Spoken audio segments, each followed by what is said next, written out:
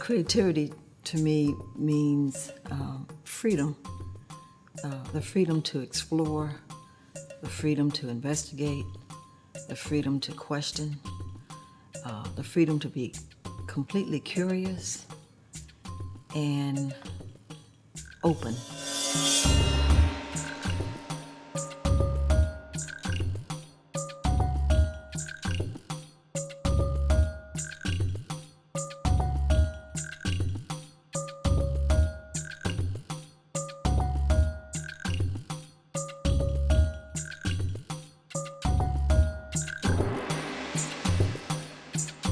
Life, the energy that's around, the necessity to create. For me, creativity also demands a level of necessity.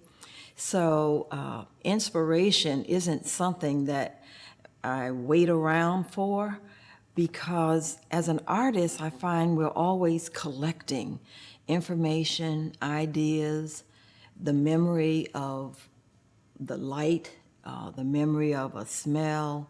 All of those things go into inspiration. It goes into this repository, if you will, that artists keep with them at all times.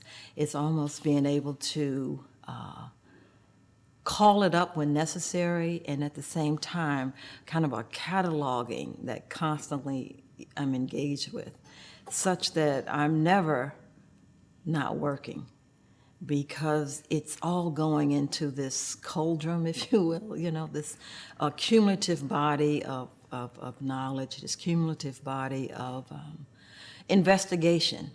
And I think that's really what inspires me, the ability to keep seeking, to investigate, to push a little further beyond whatever the last piece was or the last idea, because each time you engage in this discourse of creativity, there's information that one discovers, there are new discoveries, and subtle little portals begin to open up, various ones. There's always a million different directions that one can take.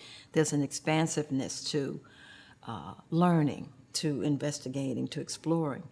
And this energy of exploration totally engages me. I'm intrigued by that, and it pushes you on.